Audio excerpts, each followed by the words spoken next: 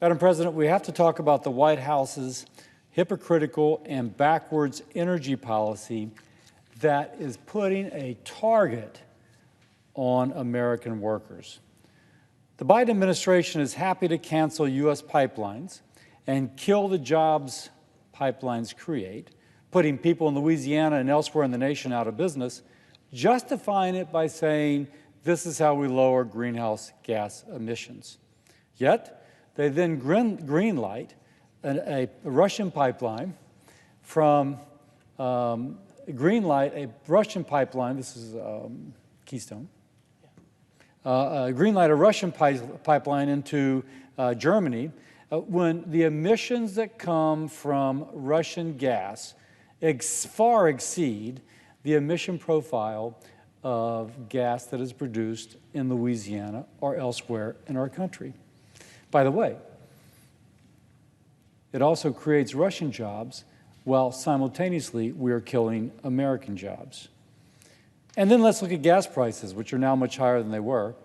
The Biden administration is working to put a pause on oil and gas production in the Gulf of Mexico, but they are pleading with OPEC to increase OPEC production, saying we need more oil shipped to the United States to lower gas prices.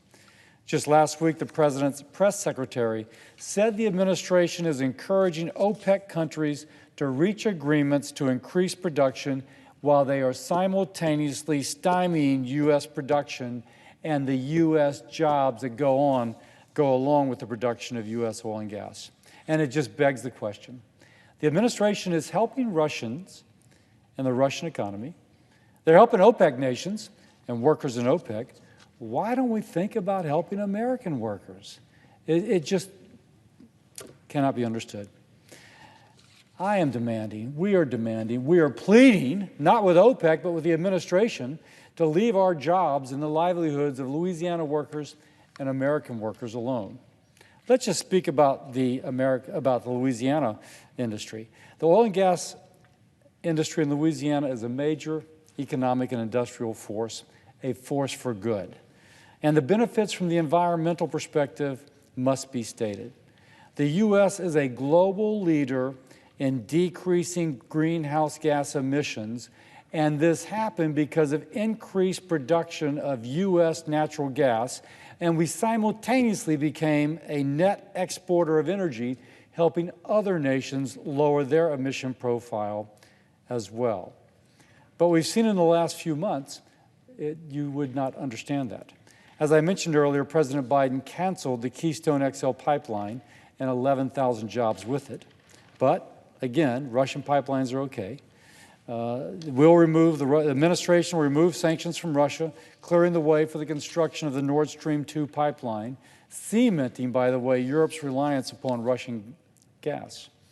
And again, Russian gas, the production of it, emits far more greenhouse gas emissions than the production of American and Louisiana natural gas.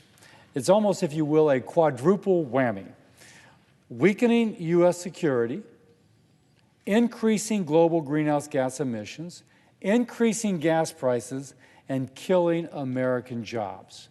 That's what this administration's policies have been doing.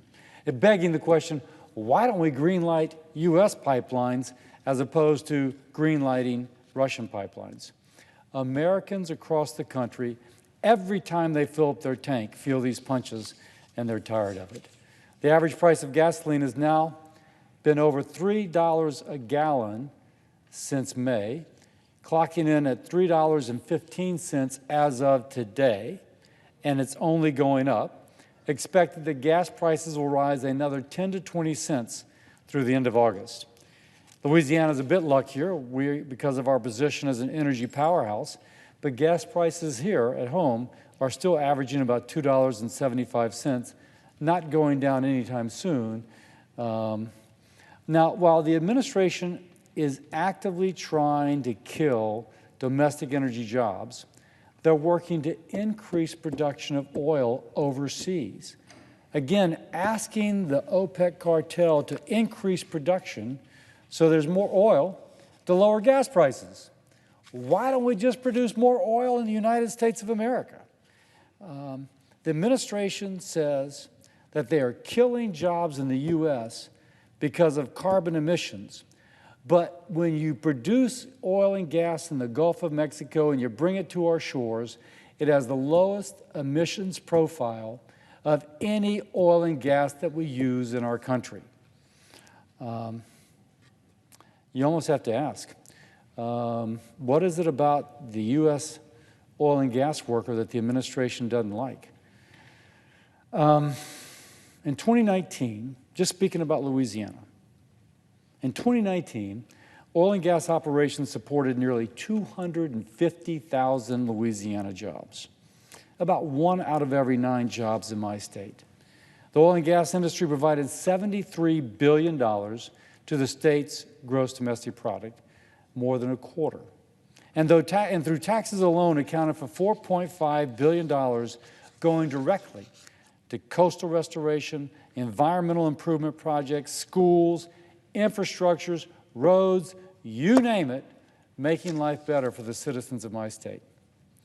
It's been only 6 months of the Biden administration, but every day that target on the back of an oil and gas worker and on their family's future gets bigger and bigger and bigger. One more time, let's conclude. One more time, let me say in conclusion, the Biden administration's